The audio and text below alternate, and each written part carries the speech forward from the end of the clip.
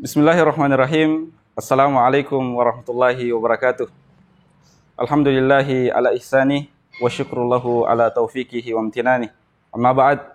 Para pemirsa Alilas Ujung Bone TV yang dimuliakan oleh Allah Subhanahu wa taala dan semoga selalu dalam lindungan Allah Subhanahu wa taala.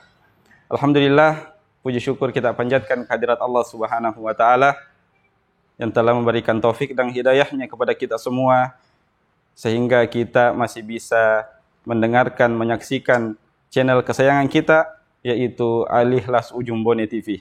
Salawat dan salam tak lupa pula kita hanturkan kepada baginda Rasulullah sallallahu alaihi wasallam, kepada keluarga beliau, sahabat-sahabat beliau, bahkan yang dikatakan keluarga beliau yang selalu istiqomah di atas sunnahnya sampai akhir zaman nantinya. Alhamdulillah, bahagia sekali rasanya sore ini kita sudah berada di hari ke-6 bulan Ramadan. Dan bahagia sekali kita bisa menyaksikan channel kesayangan kita dalam program Ramadan Mabaraka bersama Andre Guru Tak di Pondok Pesantren Alilas Ujung Bone. Alhamdulillah sekarang sudah bersama dengan Andre Guru Tak, Dr. Haji Hasbi Siddiq, MPDI. Assalamualaikum Ustaz. Waalaikumsalam warahmatullahi wabarakatuh. Kaifa halukum? Alhamdulillah. Alhamdulillah. Baik para pemirsa Alilas Ujung Bone TV yang dimuliakan oleh Allah Subhanahu wa taala, kami memberikan kesempatan kepada pemirsa dimanapun berada untuk memberikan pertanyaan terkait tema kita pada sore hari ini, yaitu puasa bicara. Silakan dikirim melalui via WhatsApp atau kolom komentar yang ada di YouTube kami, Alilas Ujung Bone TV. Untuk berkahnya acara kita ini, marilah kita mendengarkan materi pembuka dari Andre Guru Tak dengan tema puasa bicara. Falyatafaddal mashkura al-ma'jura. Bismillahirrahmanirrahim. Assalamualaikum warahmatullahi wabarakatuh. Waalaikumsalam warahmatullahi wabarakatuh. Alhamdulillahi rabbil alamin.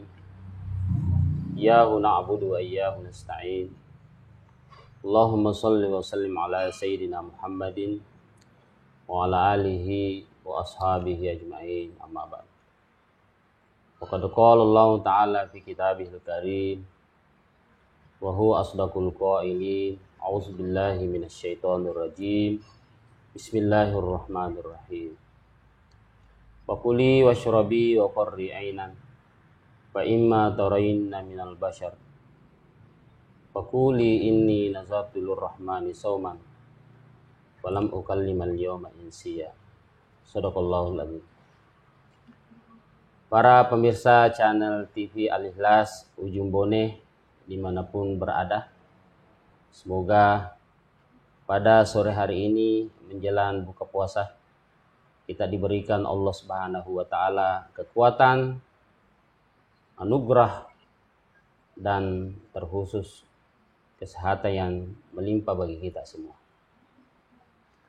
Alhamdulillah, pada kesempatan ini kita akan membahas satu ayat dalam Quran surah Maryam ayat 26 terkait dengan puasa bicara yang diperintahkan Allah Subhanahu wa taala kepada hambanya Siti Maryam.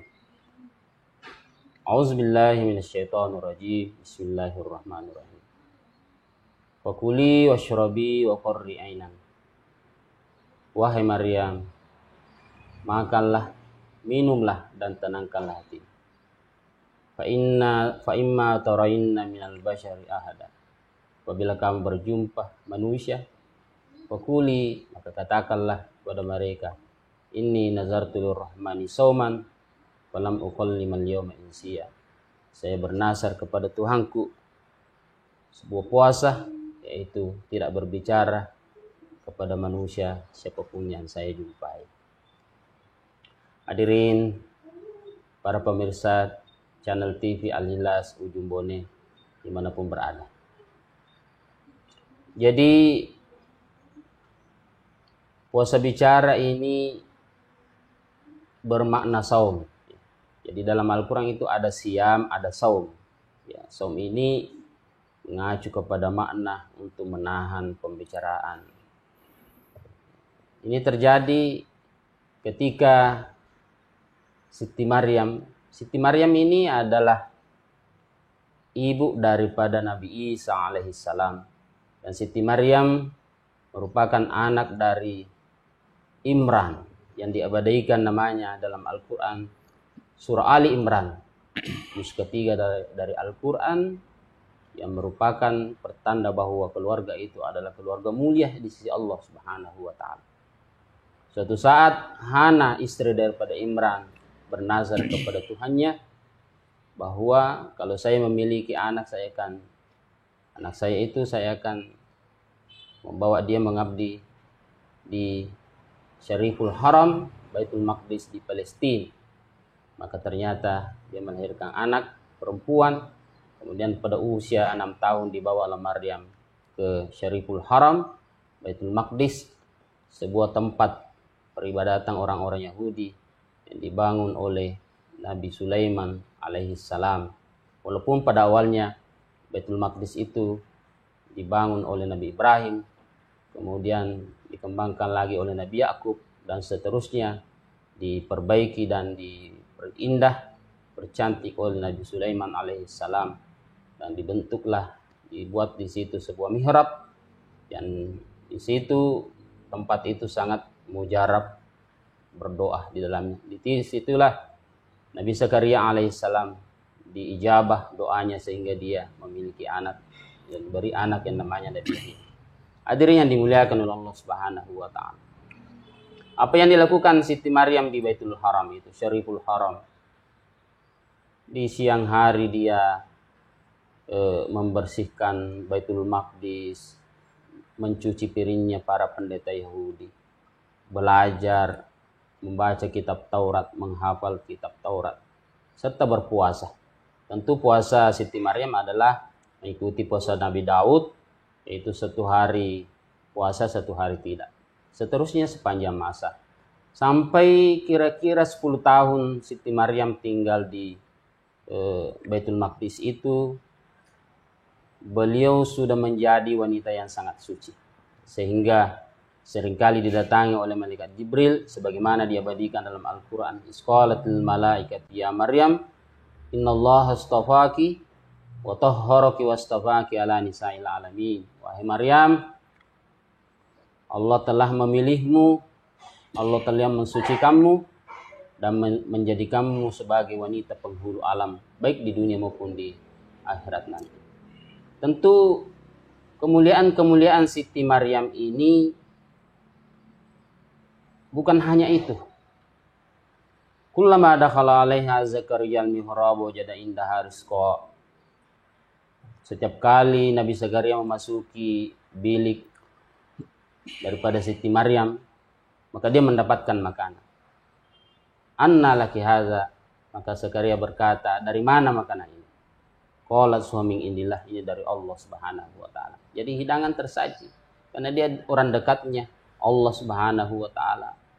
Salah satu orang sucinya, orang mulianya Allah Subhanahu wa taala. Hadirin yang dimuliakan oleh Allah Subhanahu wa taala. Kenapa Nabi Zakaria ada di situ yang memelihara Maryam?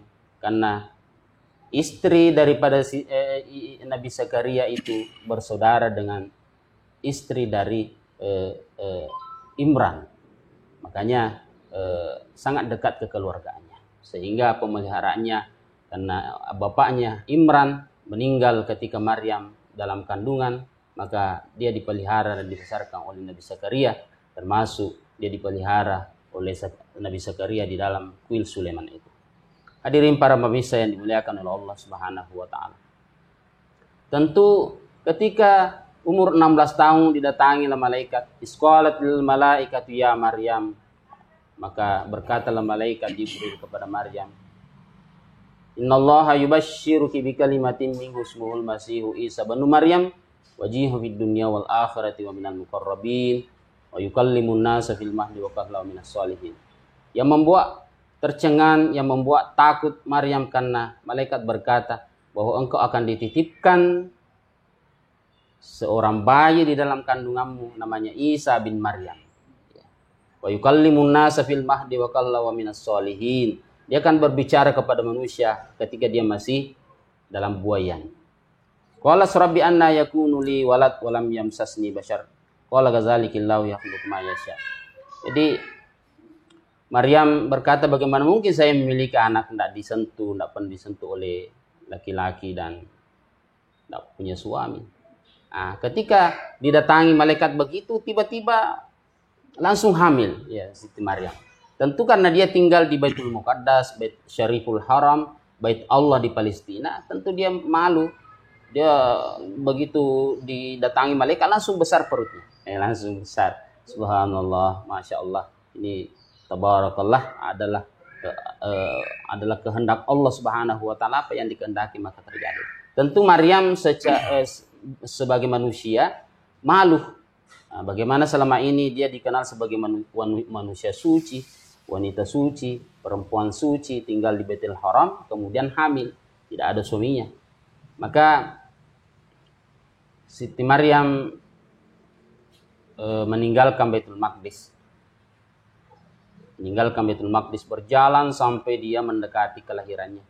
Nah, setelah dia melahirkan, maka setelah selesai nifasnya 40 hari diperintah kembali oleh Allah Subhanahu wa taala untuk kembali ke Baitul Maqdis. Nah, di sini diperintah supaya Maryam fakuli washrabi wa qarri ainan fa imma tarayna minal basyari ahada fakuli inni nazartu lirrahmani sauman.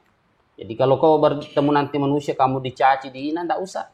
Kamu mengatakan saya puasa bicara, enggak boleh berbicara, tunjuk saja anakmu. Ya. Jadi puasa bicara ini supaya dia dicaci, dihina, bagaimanapun sakitnya jangan kamu lawan pembicaraan penghinaan itu, cacian maki itu. Nah, sehingga kembalilah sepanjang jalan, bahkan ada yang melempari batu, ada yang melempari kotoran-kotoran kepada Siti Maryam sampai di depan Baitul Maqdis dikerumuni oleh para pendeta Yahudi. Maka pendeta Yahudi semakin mengejek, menghina Maryam. Maka di saat penghinaan, cacian, dan yang itu memuncak, maka berbicaralah Isa. Innani ana Abdullah, Nabiyyun wa Rasuluh. Sesungguhnya saya hamba Allah, Nabi Allah dan Rasulnya. Dan saya diutus untuk orang Yahudi Bani Israel dan mengajarkan kitab Taurat beserta kitab Injil nanti. Baru sadar mereka semua. Jadi begitulah bagaimana wanita suci Siti Maryam diselamatkan oleh anaknya akibat kesabarannya, tidak melawan seluruh cacian yang dia terima walaupun menyakitkan hatinya, tapi karena kesabarannya, karena perintah Allah Subhanahu wa taala, maka dia berhasil melakukan puasa bicara. Saya kira hadirin para pemirsa channel TV Al-Ikhlas Ujung Bone dimanapun berada, begini sebagai mukaddimah, barangkali ada pertanyaan-pertanyaan masuk, kita akan lanjutkan, kembangkan nanti pada sesi-sesi tanya jawab insyaallah. Olehnya itu saya kembalikan kepada Adik Ustaz Pak Andi Ibrahim untuk kembali melihat pertanyaan-pertanyaan yang masuk. Baik, syukur Ustaz atas penjelasan dari materi kita pada hari ini, yaitu puasa bicara. Alhamdulillah sudah ada beberapa pertanyaan yang masuk Ustaz. Pertanyaan pertama dari hamba Allah Subhanahu wa taala. Assalamualaikum warahmatullahi wabarakatuh. Waalaikumsalam warahmatullahi wabarakatuh. Tapi Ustaz, apa urgensi puasa bicara di zaman sekarang? Iya, silakan Ustaz, mungkin bisa langsung dijawab. Alhamdulillah, terima kasih yang memberikan masukan-masukan pertanyaannya. Kenapa puasa bicara penting zaman sekarang ini? Di mana orang semuanya hanya mau berbicara, tidak mau mendengar. Ya, banyak orang mau menyampaikan saja pendapatnya, tapi begitu diberikan pendapat dia tidak mau mendengarnya. Maka kehidupan ini harus balance. Kalau kita sering memberikan pendapat, maka harus terima juga pendapat. Maka di sinilah pentingnya menahan pembicaraan pada hal-hal yang penting saja. Jadi ada kata-kata hikmah dari Imam Al-Ghazali. Kalau kamu lebih baik diam daripada berbicara memperlihatkan kebodohan. Karena kualitas seseorang itu tergambar dari pembicaraannya. semakin banyak pembicaraan yang keluar dari mulut kita, maka potensi kebohongan semakin besar juga, semakin banyak juga. Ya, jadi apalagi dalam bulan suci Ramadan ini, tentu pembicaraan kita ya kita batasi hanya pada hal-hal yang bagaimana pembicaraan itu yang soleh, yang dimana kita senang membicarakannya dan orang juga senang mendengarkannya. Jadi begitu urgensinya menahan pembicaraan atau puasa bicara pada zaman sekarang ini. Jadi saya kira begitu, Ustaz. Terima kasih atas jawabannya, Ustaz, terkait pertanyaan yang pertama. Kemudian pertanyaan kedua, Ustaz. Ada lagi masuk pertanyaan kedua dari hamba Allah juga. Pertanyaannya, apakah menahan mencaci dan menulis sia-sia di media sosial dapat dikategorikan sebagai puasa bicara? Mohon penjelasannya, Ustaz. Jadi teknologi sekarang semakin canggih. Orang memang tidak berbicara di hadapan kita, tapi pembicaraannya itu diwakili oleh WhatsApp-nya yang masuk ke HP kita. Berarti dia berbicara melalui HP-nya. Nah, sekarang ini orang banyak banyak tidak menyadari. Terkadang ada berita-berita viral, dia juga viralkan tanpa mengetahui latar belakang berita-berita itu. Jadi menyebarkan, memviralkan berita-berita di WhatsApp itu sama dengan tidak mengendalikan pembicaraan kita, karena WhatsApp itu perwakilan daripada ucapan-ucapan kita. Jadi kalau kita sudah diviralkan, itu apalagi kalau membahayai kita, nggak bisa kena sanksi hukum, banyak kasus-kasus sekarang ini. Olehnya itu kita harus kendalikan pembicaraan kita di WhatsApp itu dalam surah Al-Hujurat. In ja'akum fasikum binaba'in fatabayyanu. Apabila datang berita, orang fasik datang membawa berita bohong, berita-berita yang tidak jelas, fatabayyanu, harus perjelas. Membawa berita itu artinya membawa masuk ke WA kita, WhatsApp kita, IG kita, Instagram kita, atau FB kita, Facebook kita, atau medsos-medsos yang lainnya itu. Kemudian kita mempercayai tanpa fatabayyanu, akhirnya kemudian kita memviralkan suatu saat bahwa itu tidak benar, maka kita ikut menyebarkan kebohongan, ya, menyebarkan kebohongan. Dan buhtan, kebohongan besar itu jauh lebih besar dosanya daripada menggibah, karena membicarakan sesuatu yang tidak benar, yang tidak ada dasarnya dan tidak nyata, maka itu lebih besar dosanya lagi. Jadi para pemirsa channel TV Al-Ikhlas Ujung Bone dimanapun berada, jadi kendalikanlah WhatsApp kita. Kita WhatsApp pilih dan pilihlah. Pilih kata-kata yang kita mau viralkan. Yang tidak baik cukup kita konsumsi sendiri. Tidak usah kita ikuti, anggaplah bahwa sebagai apa. Tapi yang baik-baik itu sebarkan.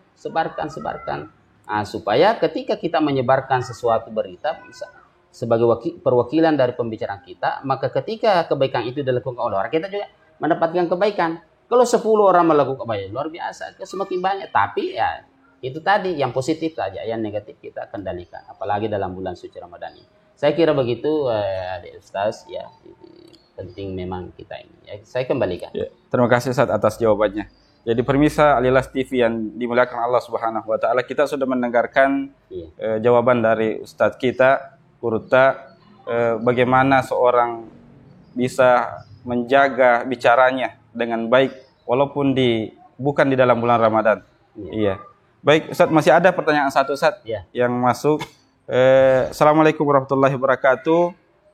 Pertanyaannya, bagaimana dampak buruk kalau terlalu banyak bicara sia-sia, Ustaz? Ya. Mohon penjelasannya. Jadi sebenarnya itu semakin banyak bicara sia-sia itu menjadi beban, sebenarnya beban psikis sama jiwa kita, itu berdampak pada penyakit-penyakit fisik yang kita derita. Coba mengucapkan pembicaraan yang kotor, pembicaraan sia-sia, fitnah, kebohongan, itu berdampak kembali kepada kita, fisik kita. Itu mempengaruhi keadaan fisik kita. Itu menjadi beban. Kebencian di dalamnya, apa semua terserap masuk ke dalam semua. Kemudian itu menjadi beban yang sangat berat. Jadi dampak negatif dari terlalu banyak bicara itu luar biasa. Dampaknya bukan tidak hanya kepada orang lain, tapi dampak yang luar biasa kembali kepada orang yang berbicara itu, bicara sia-sia. Olehnya itu, apalagi dalam bulan suci Ramadan ini, Al-Quran itu mengumpamakan. Jadi pembicaraan yang baik itu seperti akar pohon menjulang masuk ke tanah, kemudian batangnya menjulang tinggi ke angkasa, kemudian ranting-rantingnya memberikan keteduhan, buah-buahnya memberikan kesegaran bagi yang memakannya. Seperti itulah kata-kata yang baik. Jadi kata-kata yang baik itu mendengarnya membahagiakan hati, menyenangkan. Jadi menyenangkan, membuat hatinya orang berbunga-bunga, indah, bersemangat. Nah, demikian juga kata-kata yang baik juga menghantam hatinya orang, sehingga orang lama baru bisa melupakan kata-kata jelek yang pernah kita simpan dalam hatinya itu. Jadi Al-Quran sudah mengumpamakan bahwa kata-kata yang kita ucapkan yang baik itu akan tersimpan dalam hatinya orang, sehingga menghasilkan buah yang baik, menghasilkan spirit, menghasilkan semangat, dan menghasilkan etos kerja pada orang yang mendengarnya. Nah, lihatlah para motivator misalnya itu di seluruh dunia, bagaimana memotivasi orang dalam hal-hal positif. Olehnya itu, apalagi ini bertepatan dalam bulan suci Ramadan, kita berterima kasih kepada channel TV Al-Ikhlas Ujung Bone yang menyebarkan kebaikan ini melalui pembicaraan kebaikan. Jadi siapapun yang terlibat dalam TV channel ini semua mendapat kebaikan. Kalau kita sampaikan kebaikan, kemudian ada yang melakukan, ada fotografernya, ada editingnya, ada lightingnya, semua itu akan mendapat moderatornya, ada manajernya, itu semua mendapat pahala luar biasa di sisi Allah Subhanahu wa taala. Jadi begitu, demikianlah barangkali ada Pak moderator, ada Pak Andi, saya kembalikan. Ya, terima kasih atas jawabannya, Ustaz. Pemirsa Al-Ikhlas TV yang dimuliakan Allah Subhanahu wa taala, bisa saya mengambil sedikit dari perkataan dari Guru Ta. Jadi perkataan yang baik akan membuat orang bahagia, dan perkataan yang buruk bisa jadi orang bisa sakit hati dengan kata-kata yang buruk yang kita ucapkan. Baik, terima kasih Ustaz. Mungkin terakhir kami minta untuk memberikan kesimpulan sedikit sebelum kami tutup. Silakan Ustaz. Ya, terima kasih. Para pemirsa channel TV Al-Ikhlas Ujung Bone dimanapun berada, mari kita menarik kesimpulan daripada sini, bahwa menahan pembicaraan itu sangat penting. Ya, menahan pembicaraan, terutama ketika kita dihina, dicaci. Jadi hinaan, cacian, dan ejekan itu tidak perlu kita balas. Ya. Kenapa? Kalau ada dua hal yang perlu kita perhatikan. Kalau memang kata-kata mereka itu tidak benar, buat apa kita marah? Tidak benar. Kalau memang perkataan ejekan, hina itu benar, buat apa juga kita marah? Cuma kuncinya sinyal daya tahan kita, menahan untuk tidak membalas cacian dan makian itu perlu pembelajaran, perlu kita asah dalam diri kita. Bagaimana menahan supaya tidak membalas caci maki yang datang kepada kita? Bagaimana kita belajar supaya hinaan, kebencian yang datang kepada kita dalam bentuk ucapan-ucapan ataupun WA ataupun hinaan dalam medsos yang ditujukan kepada kita adalah dengan cara bersabar, menahan diri. Kalau kita membalas hinaan itu dengan hinaan, apa bedanya kita dengan dia? Ada ungkapan begini. Kalau kita memberi pemahaman kepada orang, kemudian orang itu tidak mau memahami, kitalah yang memahami. Artinya kalau kita mampu memahami bahwa saudara saya salah, kalau saya juga membalas kesalahannya itu, saya juga ikut salah. Jadi orang yang memahami adalah orang yang diam. Jadi demikianlah barangkali kesimpulannya. Semoga ada manfaatnya bagi kita semua, para pemirsa TV channel Al-Ikhlas Ujung Bone. Demikianlah dari saya kembalikan kepada Adinda moderator. Taib. Terima kasih atas kami ucapkan jazakumullah khairan. Terima kasih atas ilmunya Ustaz hari ini, sore ini. Terima kasih atas waktu dan kesempatannya sudah meluangkan untuk berbagi berkah Ramadan Mabarakah sore ini.